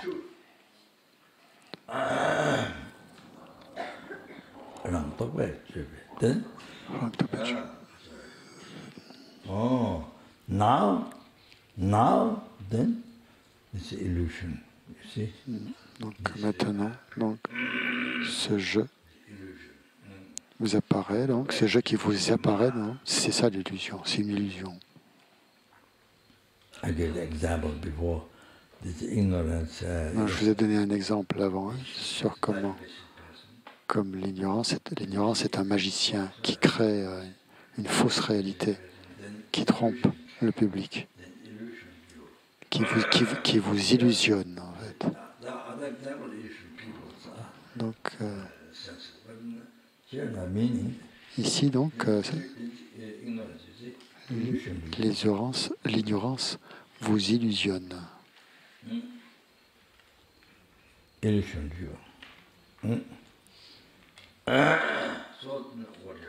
Au troisième instant, donc, c'est l'ignorance vous illusionne. Donc, ce que vous voyez ici, que vous voyez des palais de joyaux, tout ce que vous voyez, toutes les choses, vous voyez en fait, alors, vous voyez comme étant réel, comme le jeu que vous voyez réel. Et ça, c'est une illusion.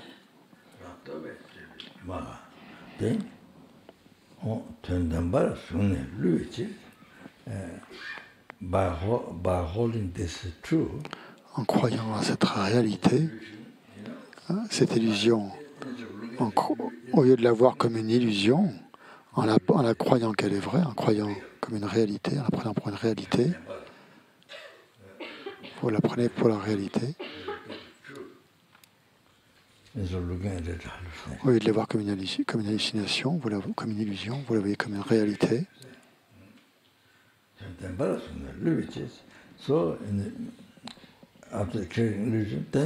Donc après avoir créé cette illusion, vous y accrochez, vous lui mettez toute votre confiance, vous lui accordez toute votre conscience comme une réalité. Et alors, à ce moment, elle vous trompe.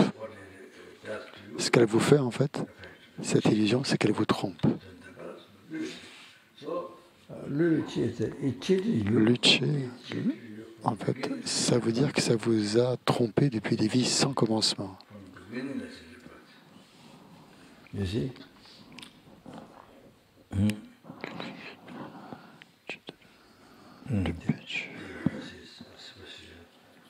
In trust. Donc cette confiance qu'on porte sur cette illusion en la prenant pour réelle, donc, nous a trompés depuis des temps sans commencement, jusqu'à maintenant.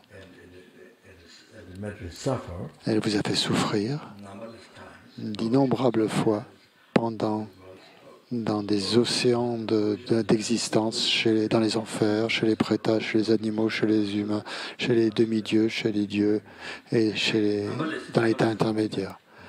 Un nombre de fois incalculable. Pas simplement une fois, mais un nombre de fois incalculable. Depuis des vies sans commencement. Si bien que vous n'êtes toujours pas libre. Si vous ne la voyez pas l'illusion comme étant une illusion, si vous ne réalisez pas la vacuité, si vous ne pratiquez pas la vacuité, si vous ne la réalisez pas, vous allez continuer à souffrir incessamment, sans cesse, pendant des océans d'existence encore.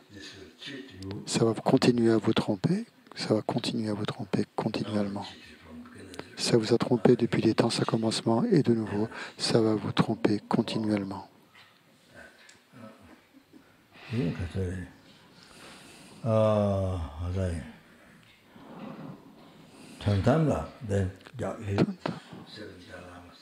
le 7e Lama dit la solution, ne la regardez pas, ni ne lui accordez pas votre confiance. N'y croyez, autrement dit, n'y croyez pas, ne croyez pas à sa réalité. Et ça, c'est la solution. Comprenez bien ça, ça c'est important. La solution, n'y croyez pas, ne croyez pas à sa réalité. Je vous ai expliqué comment pratiquer, Vajrayana Yogini, jour et nuit. Donc je vous ai dit comment faire pratiquer, en vous disant de ne pas croire à l'illusion, de ne pas prendre l'illusion pour une réalité.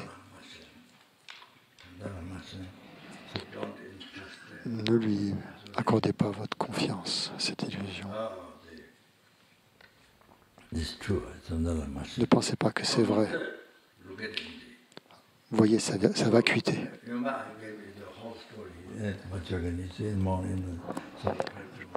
Donc je vous expliquais comment pratiquer depuis que vous vous levez, depuis le matin où vous vous levez ici. Donc voyez-le comme une hallucination. C'est qu'en fait ce qui se passe dans votre esprit, vous voyez que c'est vide. Vous faites une méditation sur la vacuité. Vous voyez que ça n'existe pas. Vous regardez la vacuité de tout ça, de cette illusion. Vous n'accordez pas votre confiance en prenant cette illusion pour réelle, parce qu'elle est vide. Regardez-la comme vide. Voilà la solution. Then another one. Il y a une dernière citation, puis je m'arrête.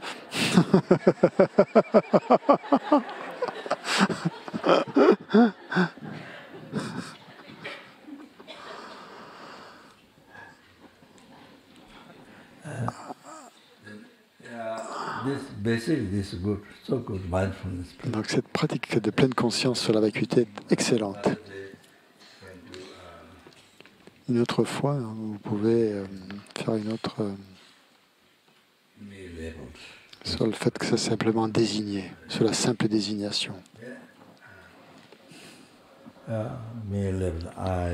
C'est le jeu simplement désigné.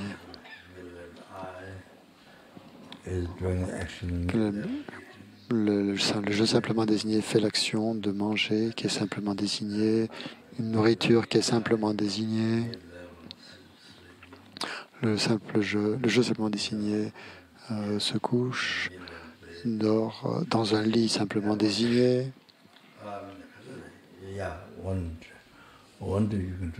Vous pouvez faire ça un jour, pratiquer la pleine conscience sur cette simple désignation. En fait, ça revient, on revient toujours à la vacuité.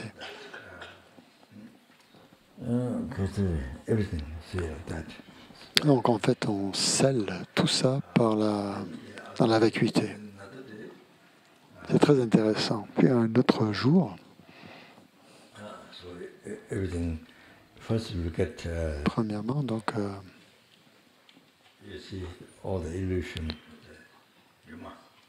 Gyuma, ça veut dire illusion. Donc, le vrai jeu, le vrai fait de marcher, la vraie route, tout ça. Il n'y a pas de jeu. Il n'y a pas de vraie route, il n'y a pas de vrai ciel, il n'y a pas de vraie salle de bain, de vrais arbres, de vraies promenades, tout ça. Regardez, vous avancez comme ça et vous voyez tout comme dans la vacuité. Donc voilà comment méditer sur la vacuité dans la vie quotidienne, quand vous êtes complètement occupé. Vous êtes très occupé, que votre esprit est... que vous soyez secrétaire, ou que vous travaillez dans la cuisine, cuisinier, ou que vous êtes pendant vos réunions, pratiquez donc cette pleine conscience. Donc il y a une partie de vous pendant votre travail qui médite sur la vacuité. Donc si vous faites ça, c'est vraiment fantastique si vous le faites au quotidien. Bien sûr, ce qui est bien aussi, c'est d'y ajouter la bodhicitta. Donc j'arrête là. Oh, le temps a passé. Oh. Le temps a passé.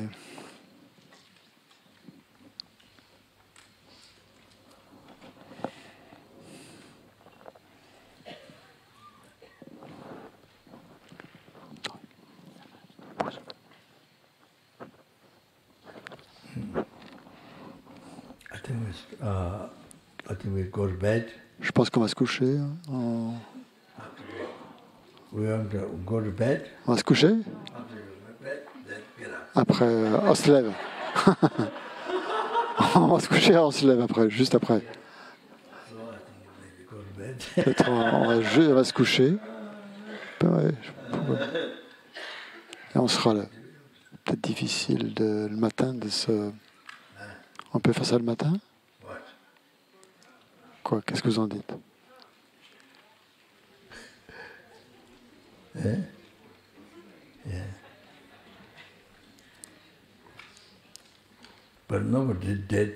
Personne n'est mort ce matin. À 4 heures du matin.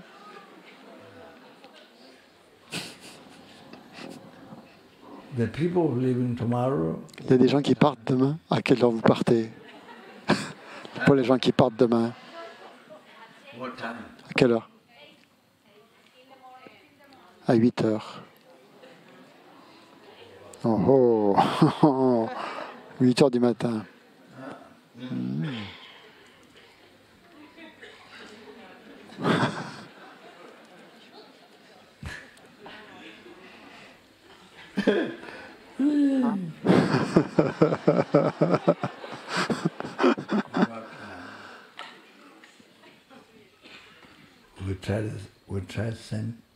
On essaie de faire pareil, comme ce matin.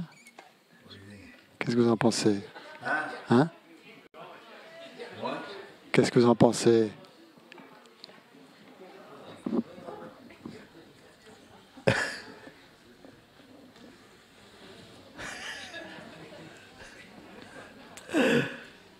Okay, we'll do that.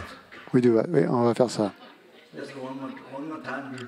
On essaye une autre fois, juste une fois. On recommence. Yeah. Allez, on essaye une autre fois. Okay. So sorry. Désolé. Désolé, désolé. So sorry. Désolé.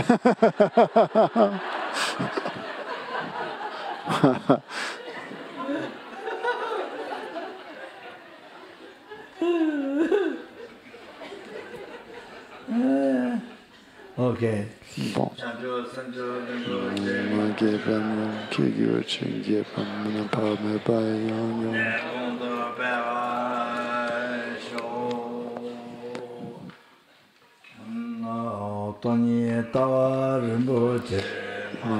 Panam Kegyuchi, Gyapanyam Pame Paya, Kone Gondu Talwa Shom.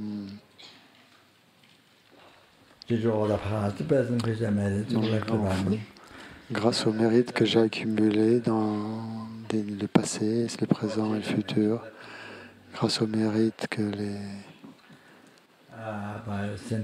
les êtres ont accumulé dans le passé, le présent et le futur, grâce au mérite que les Bodhisattvas et Bouddhas ont accumulé dans le passé, le présent et le futur, les innombrables Bouddhas.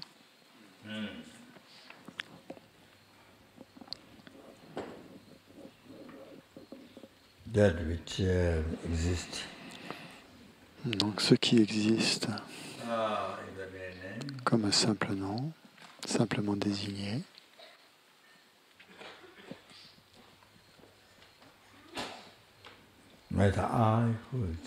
plus le je qui existe comme simple nom,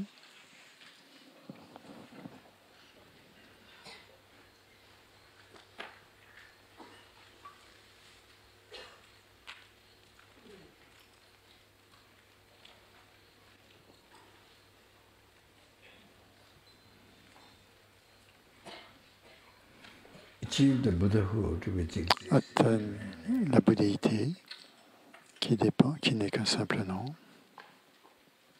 et conduisent tous les êtres vivants qui n'existent que comme un simple nom à la bouddhéité qui existe comme un simple nom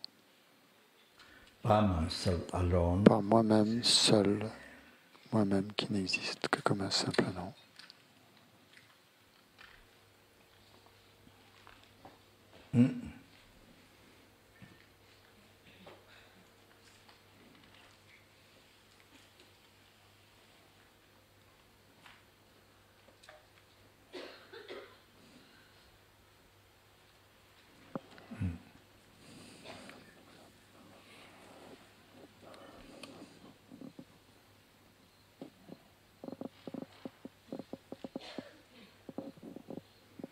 You see, when you meditate,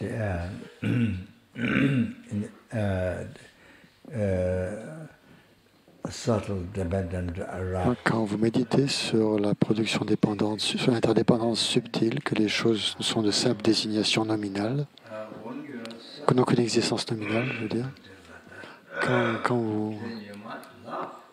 vous méditez donc comme ça sur le je, quand vous rencontrez, vous devez rire pendant vos réunions ou avec les gens qui ont beaucoup de problèmes à cause des pensées d'achérissement de soi, de la colère et tout ça.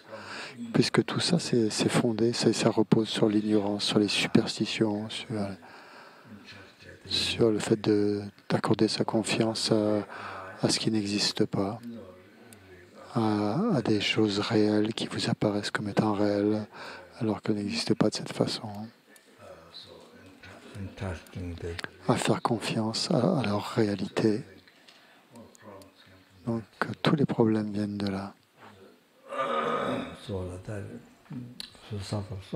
Donc, toutes les souffrances, on souffre tellement à cause de ça, à cause de la vue de l'esprit. Oui, vous avez trouvé que c'est complètement fou en fait, quand vous rencontrez des gens qui accordent tant d'importance, une réalité à ça. Donc, quand vous méditez donc, puisque maintenant vous voyez, vous avez compris la nature ultime des choses, vous savez ce qui est vrai, ce qui est faux, vous savez ça. Donc quand vous voyez les autres qui croient totalement à la réalité de ce qu'ils vivent, qui sont complètement fous à cause de leur concept, avec cette ignorance qui accorde une existence véritable à toutes les choses et qui sont complètement fous à cause de ça. Et que donc que leur pensée d'auto-chérissement les rend complètement fous, car il n'y a pas de vrai jeu, et qui chérissent un jeu qui n'existe pas, comme si c'était la chose la plus existante, la plus importante qui soit. Donc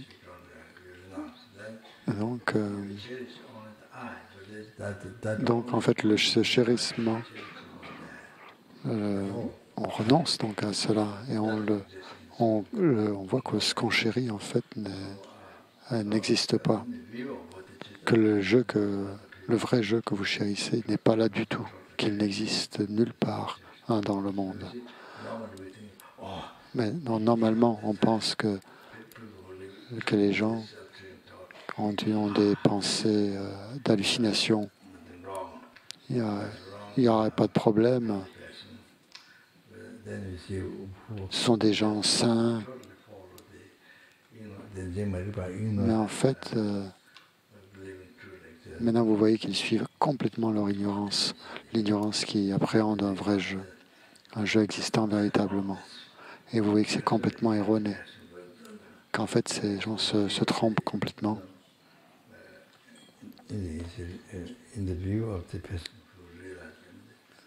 Vous essayez de voir les choses comme une personne qui a réalisé la vacuité, et vous voyez que c'est complètement fou en fait. Même chose par rapport à la bodhicitta. Pensant que vous avez réalisé le bodhicitta, vous voyez que les gens ne vivent qu'avec la pensée du chérissement de soi, que tout ce qu'ils font, ils le ramènent à la pensée du chérissement de soi, et que c'est complètement dingue, que c'est complètement fou. Donc ça, bien sûr, on peut le faire aussi avec le tantra, mais là, j'en parle pas. Je ne parle que du Lamrema.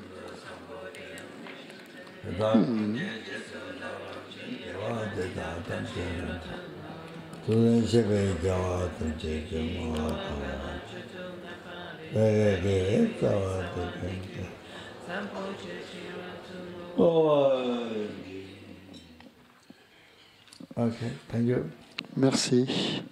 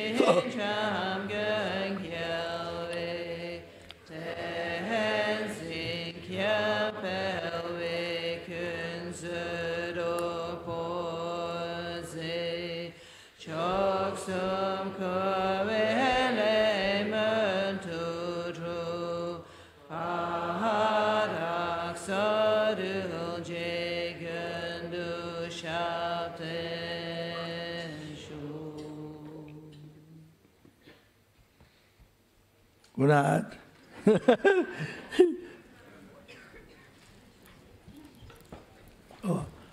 Follow. What's the morning?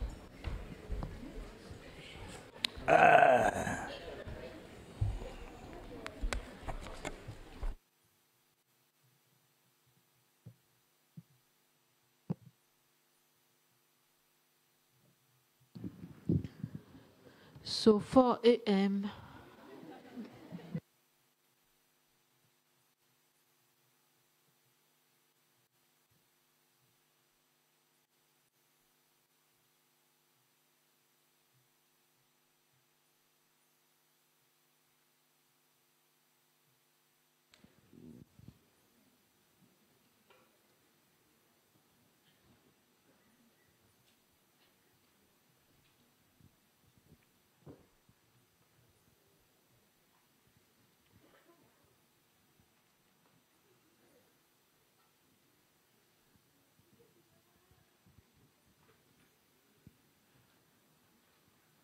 So people in Fort Sainte-Anne meeting on the parking at 3:45, and please, all the people coming from Lavore and who usually take them, don't forget to pass through the parking of Fort Sainte-Anne to bring them.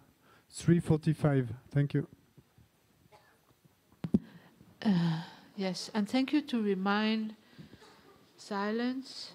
Also, sometime in your dormitories, it's a nice offering to be mindful of.